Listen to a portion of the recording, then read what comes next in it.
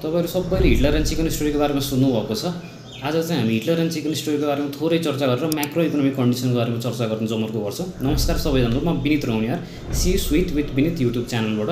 यो युट्युब च्यानलमा चाहिँ हामी business, finance, strategy, growth and लिडरशिपका कुराहरू गर्छौं। अब हिटलर एन्ड चिकन स्टोरीमा जाँदाखेरि चाहिँ एक्चुअली के भएको थियो भने हिटलर एक ठाउँमा भाषण दिन जानुभएको थियो। उहाँले एउटा हातमा चिकन, एउटा हातमा दाना लिएर जानुभएको थियो। अनि अहिलेलाई चाहिँ चिकन खुसीसाथ उहाँको हातमा यहीँ बसिरहेको थियो। उहाँले दाना दिनुहुन्थ्यो, चिकन त्यहीँ बस्थ्यो। बिस्तारै बिस्तारै भाषणकै क्रममा उहाँले चिकनको पखेटा निकाल्न थाल्नुभयो। एक दुईवटा निकाल्दाखेरि केही भएन, धेरै निकाल्दाखेरि कराउन थाल्यो, रुन थाल्यो। त्यस बिस्तारै बिस्तारै उहाँले पखेटा निकालेर पुरै पखेटा निकालिदिनु भयो।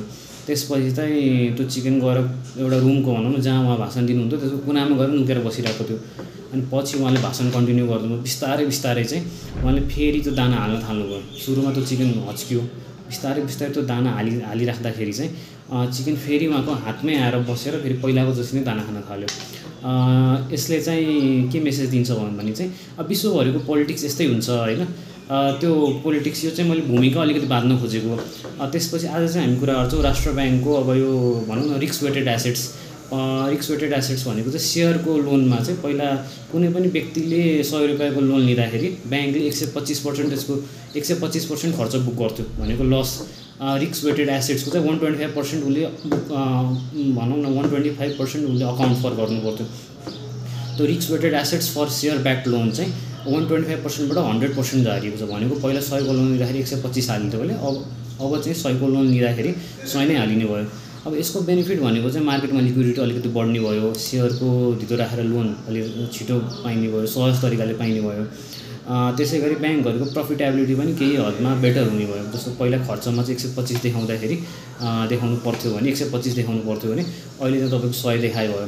अब यसको नेगेटिभ इम्प्याक्ट पनि छ। नेगेटिभ इम्प्याक्ट कस्तो भन्दाखेरि ब्याङ्क चाहिँ कस्तो बुझौँ भने हामीले पब्लिकको पैसा हुने एउटा ठाउँ हो।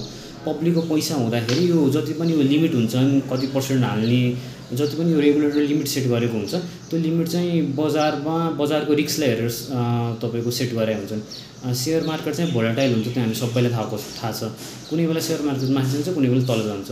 कुनै बेला मान्नुहोस् अहिले तपाईँको एक्स अमाउन्टमा छ, एक्स अमाउन्टबाट धेरै नै घटेर वाइ अमाउन्ट पुग्यो भने सेयर मार्केट त्यो पुगिसकेपछि जुन ब्याङ्कले लोन दिएको हुन्छ 100 रुपैयाँ, त्यो 100 रुपैयाँभन्दा कमको भ्यालु आजको दिनमा रियलाइज भयो भने त त्यो घाटा कसको हो? पब्लिककै पैसालाई घाटा हो। पब्लिककै तपाईँको भनौँ न भ्यालु घट्ने हो। त्यो हुँदाखेरि 125% राखिएको थियो। कहिलेकाहीँ चाहिँ कस्तो हुन्छ भने यो मार्केट तपाईँको ग्रो गरिराख्दाखेरि ल मार्केट स्टेबल भइसक्यो, सेयर मार्केट स्टेबल भइसकेपछि 100% राखौँ भन्ने पनि कुरा ठिक हो। तर अहिले ओभरअल म्याक्रो कन्डिसन हेर्नुहुन्छ भने चाहिँ भनौँ अब इन्डिया पाकिस्तानकै अहिले एक लेभलको टेन्सन छ। त्यसै गरी अब जियो पोलिटिकल इभेन्ट्स हेर्नुहुन्छ भने त्यसमा पनि काहीँ न काहीँ तपाईँको अलिअलि नेगेटिभ साइड चाहिँ धेरै छन्। त्यही भएर तपाईँले अहिले गोल्डको रेट हेर्नुहुन्छ भने अनप्रेडिक्टेबल भएको छ। कहिले कहाँ पुगिदिन्छ एकै दिनमा धेरै तलमाथि पनि गइरहेको छ। भोलाटाइलिटी अझै पनि मार्केटमा छ। त्यसपछि अब यो रिलेट केमा गरौँ भने अघि हामीले हिटलर एन्ड चिकन स्टोरीमै रिलेट गरौँ। कस्तो हुन्छ भने यो गभर्नरको हाम्रो राष्ट्र ब्याङ्कको गभर्नरज्यूको नियुक्तिमा चाहिँ अलिकति धेरै नै रस्साकसी भएको थियो। हामीले के चाहिँ हेरेनौँ भनौँ न, यो अब कुनै लिडिङ ब्याङ्कको सिइओले रिजाइन गरेर त्यसको लागि नलागेको कि अथवा अब हजुरको भनौँ कोही सल्लाहकारले त्यसमा इन्ट्रेस्ट नदेखाउनु भएको कि अब हुँदा जो रेकमेन्डेसन कमिटीमा हुनुहुन्थ्यो उहाँले पनि इन्ट्रेस्ट देखाउनु भयो। भन्न खोजेको चाहिँ यो रस्साकसीको बेला चाहिँ हरेक जो मान्छे पनि आउँदाखेरि मैले केही भनौँ न ह्युमन टेन्डेन्सी चाहिँ आफू कुनै पनि पोजिसनमा, इभन गभर्नर पनि छोडिदिनुहोस्, इभन मै पनि कुनै पोजिसनमा जाँदाखेरि मैले केही बेटर गरेँ त्यो देखाउनलाई पनि केही न केही भनौँ न नर्मली गरिरहेकै हामीले पाइरहेको हुन्छौँ। त्यो गरिराख्दाखेरि चाहिँ एउटा प्रश्न चिन्ह चाहिँ भनौँ कहाँनिर छ भने यो डिसिजन सही हो कि होइन। यो च्यानलमा चाहिँ ठ्याक्क म्याक्रो इकोनोमिक कन्डिसन हामीले डिस्क्राइब गरिराख्दाखेरि चाहिँ मैले हजुरहरूलाई अलिकति यो सानो ग्लिम्स सेयर गर्न खोजेको हो। अब यसमा पोलिटिकल इन्भल्भमेन्ट चाहिँ कसैको पनि छैन, त्यति चाहिँ क्लियरली बुझ्नुहोस् तपाईँहरूले। पोलिटिकल इन्भल्भमेन्ट बिना नै तपाईँको मैले खालि यो भिडियो तपाईँलाई म्याक्रो इकोनोमिक इन्भाइरोमेन्ट अलिकति सेयर गरौँ भनेर भिडियो बनाएको हो। त्यसमा चाहिँ हजुरहरूले यसलाई कसरी लिइदिनुहोस् भने खालि एउटा राष्ट्र ब्याङ्कको अपडेट थियो 125% देखि 100%सम्म। अब यो उचित हो होइन म त्यति धेरै म पिएचडी विज्ञ पनि होइन, हालैले एमफिल गरिरहेको छु म।